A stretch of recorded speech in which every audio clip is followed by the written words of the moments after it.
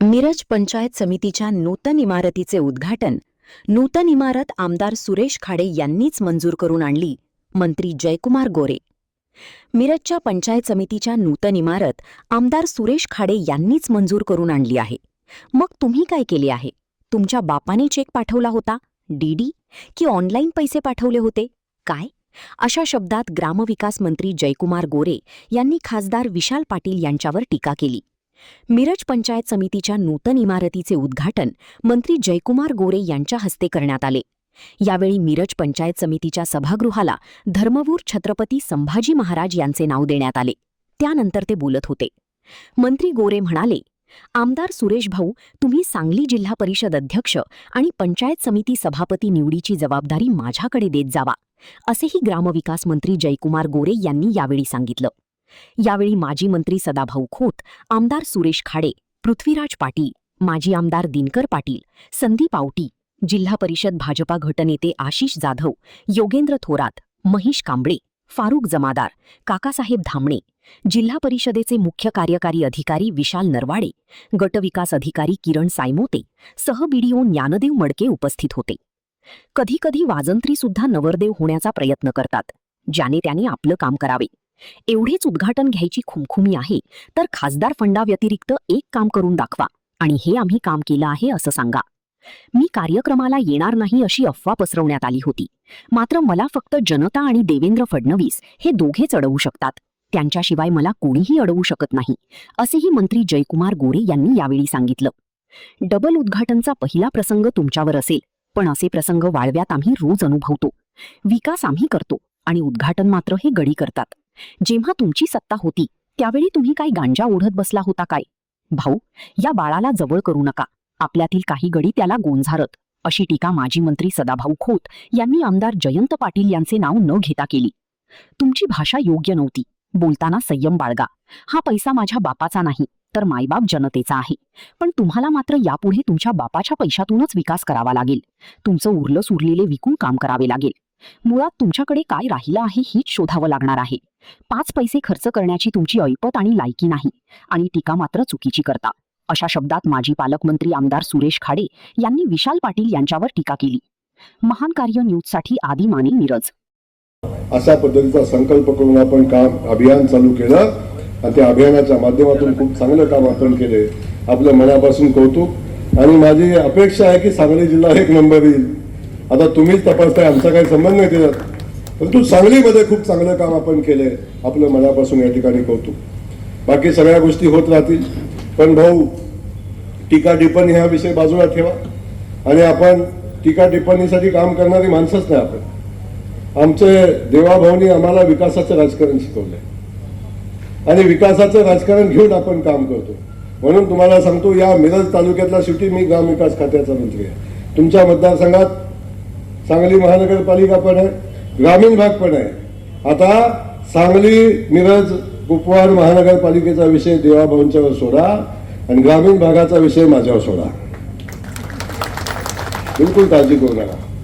त्यामुळं माझं आव्हान आहे त्यांना, अरे असं भाऊंच्यावर टीका करण्यापेक्षा कामातली स्पर्धा एकदा होऊन जाऊ द्या ना.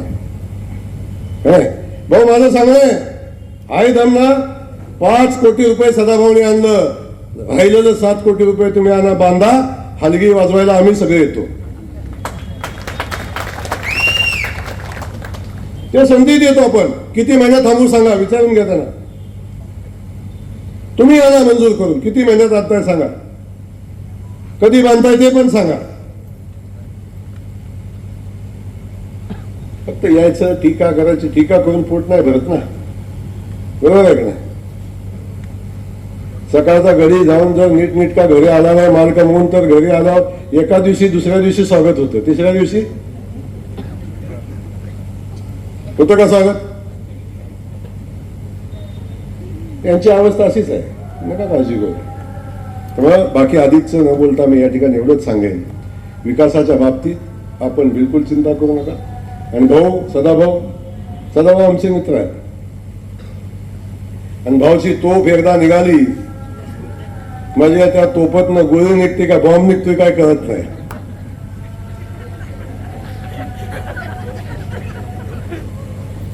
आणि ती कुणावर पडेल याची गॅरंटी आहे.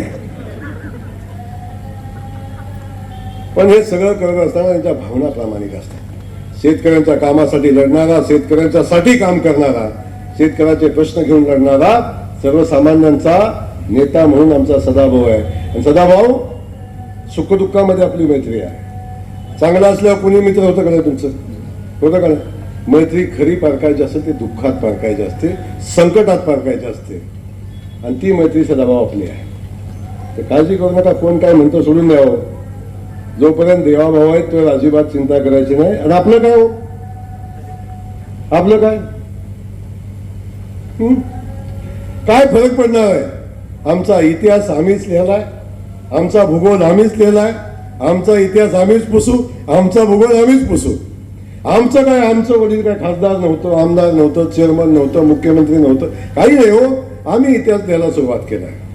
आई वडिलांनी जन्म दिला हे त्यांनी केलेलं पुण्यकर्म आहे, आणि तिथून पुढचा सगळा कार्यक्रम आम्ही केलाय. तर फार चिंता करायची आहे, फार चिंता करायची नाही. त्यामुळे चिंता कुणाला? ज्यांचं पिढी जात आहे ना, संस्थानिक आहेत ती, त्यांना काळजी.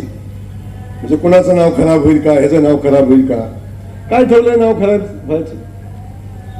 काय ठेवलंय सांगा ना.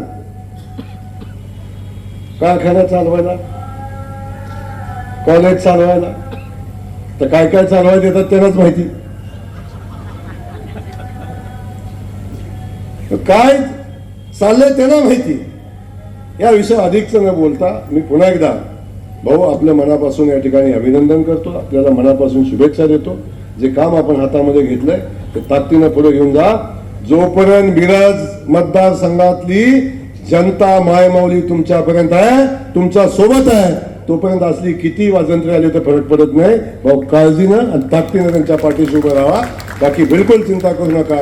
ग्रामविकास खातं, देवाभाव ही सगळी आपल्या पाठीशी ताकदीनं उभे आहेत. बिलकुल चिंता करू नका. एवढंच या ठिकाणी सांगतो. या पंचायत समितीच्या इमारतीचं भूमिपूजन झालं असं जाहीर करतो, उद्घाटन झालं असं जाहीर करतो. भूमिपूजन बाबा पुढच्या भूमिपूजनाला येणार नाही मी, उद्घाटन येणार आहे, म्हणून आताच भूमिपूजन जाहीर केले 7 कोटीचं. धन्यवाद. जय हिंद, जय महाराष्ट्र. धन्यवाद. श्रेष्ठ आदरणीय मान्य सगळे सदाभाऊनी काही मुद्दे घेतले, त्यात एक मुद्दा त्यांचा राहिला देवाभाऊ. अजून काय बघायचं त्यांनी? सगळ्यांना 2 लाखापर्यंतची कर्जमुक्ती केली सर सकट. हा मुद्दा तुमच्या याला मी झाला. शेतकऱ्यांना 2 लाखापर्यंत सरसकट. आता त्यात अटीतटी काही नाही, सरसकट 2 लाख रुपये तुम्हाला मिळणार आहेत. हा मुद्दा त्यात राहिला. आज शेतकऱ्यांच्या माध्यमातून बघायला गेलं तर पाऊस उघडलाय, पाऊस म्हणावासारखा झाला नाहीये, पण वरती पाऊस झाला, नदी व्हायला लागली. त्यावेळी आम्हाला जाणवलं की जर हे नदीचे पाणी जर आपण उचललं ना, आपण दुष्काळ भागात जात असेल, कोटेमकाळ असेल, आटपाडी खानापूर असेल, मिरज पूर्व भाग असेल, ह्या भागात जर पाणी आपण जर दिलं तर शेतकऱ्यांना थोडासा आधार होईल. पाणी किती दिवस टिकणार आहे माहित नाहीये, पण आम्ही देवाभाऊंच्याकडे गेलो. आम्ही त्यांना विनंती केली, भाऊ हे पाणी जर आता कर्नाटकला वाहून चाललेलं पाणी, हे जर आपण पाणी उचललं तर ताबडतोब आपणाला आधार मिळेल, शेतकऱ्यांना एक आधार चालू. देवभाऊनी एका मिनिटाचा विचार न करता राधाकृष्ण विखे पाटलांना फोन केला आणि ताबडतोब म्हैसाळ योजना चालू करा.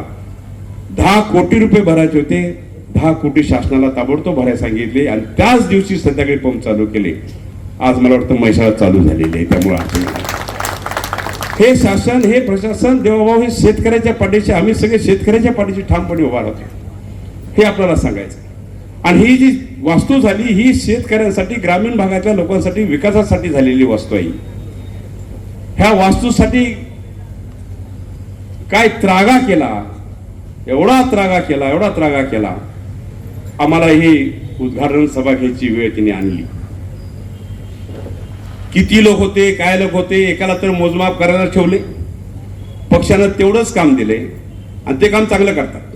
त्यामुळे पक्षानं त्यांना किती लोक होते, काय लोक होते ह्याचा रिपोर्ट करण्यासाठी तेवढं सत्यानं ठेवलेलं आहे. काल बोलताना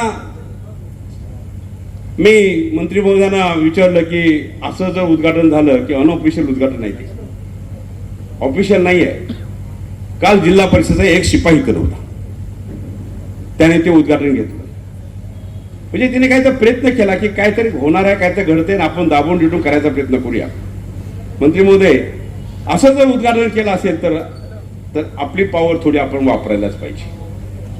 कारण हे पैसे जे आले त्यावेळेला पंकजाताई मुंडे मंत्री होत्या, बरोबर आहे, त्यावेळी हे 5 कोटी रुपये आले आणि त्यानंतर मध्ये कोरोना आला, त्यामध्ये विलंब लागला, काही परमिशनसाठी विलंब लागला.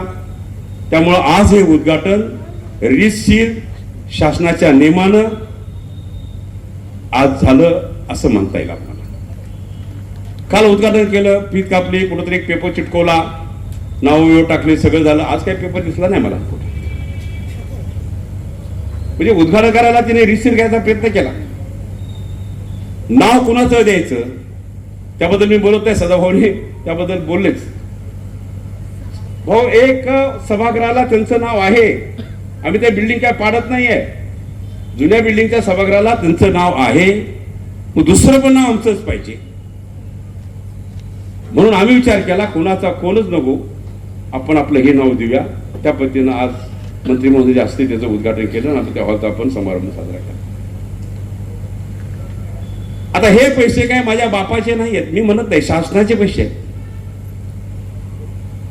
पण हे बापाचे पैसे वापरून जर विकास करायचा असेल, तुम्ही पण खासदार आहेसा, राहिलं उरलं सुरलं राहिलेलं आहे ते विकून तुम्ही काम करणार आहे का खासदारच्या जिल्ह्यामध्ये? काय राहिलंय हे शोधावं लागेल पहिलं, बरोबर ना? काय राहिलंय हे शोधावं लागेल पहिलं. अरे हा पैसा तुम्ही खानदानी आहात, आजोबा हे ते सगळे तुमचे सगळे होते ते, पण ही भाषा करणं जरूर नव्हतं. माझी अपेक्षा नव्हती तुमच्याकडे ही भाषा येईल. कोण करतं? घरातले पैसे घालून विकास करतो. शासन कशासाठी आणि आपण कशासाठी निवडून दिलं गेलं? शासनाला दिलेला पैसा, आपल्या टॅक्स मधून गेलेला पैसा प्रत्येक इयर मधून वेगळ्या पद्धतीने आपण खाली आपल्या विकासासाठी आणण्यासाठी आमदार आहेत, जिल्हा परिषद सदस्य आहेत, पंचायत सदस्य आहेत, बाकी सगळे लोक आहेत. पण एक खासदारांनी सांगितलं की ह्याच्या बापाच्या पैशाने ती बिल्डिंग बांधली का? मी नाही बांधली बापाचा पैसा. पण इथून पुढे तुम्हाला तुमच्या बापाच्या पैशानंच तुम्हाला विकास करावा लागेल, हे ठामपणे सांगतो तुम्हाला. बोलताना संयमळा, आपण सुशिक्षित आहात, उच्च आहात, आणि ही भाषा तुमच्यामध्ये येत असेल तर हे जिल्ह्याचा अपमान आहे, हे मला पण सांगायचंय. आज मंत्री महोदयांनी मंत्री झाल्यापासून जवळजवळ 3-4 तीर्थक्षेत्र सुधारण्यासाठी आम्हाला पैसे दिले, ब गटात घेऊन आम्हाला पैसे दिले, 5-5 कोटी पैसे दिले आम्हाला. पैशाला कमी केलं नाही आपल्या जिल्ह्यासाठी. ह्या जिल्ह्याची त्यांची नाळ जुळलेली आहे आणि ह्या माध्यमातून काम करत असताना निश्चितच आज मी प्रथमतः सगळ्यांच्या वतीनं मंत्री महोदय मी आपल्याला धन्यवाद देतो. दुपारपर्यंत आमच्या जीवात जीव नव्हता, गाडी इकडे त्या कुठानकी वळत्या. या निर्लज्जाने प्रचार पण केला, काय फोन गेले तिकडं, मंत्री येणार नाही, कशा जात आहे, असे फोन पण झाले काही ठिकाणी. म्हणजे एवढं कृत्य निर्लज्ज सारखं कृत्य करण्याची ही भूमिका हिने धरली गेली. मी निश्चितच ह्या बिल्डिंगचं काम करत असताना लवकर झालं पाहिजे, मध्ये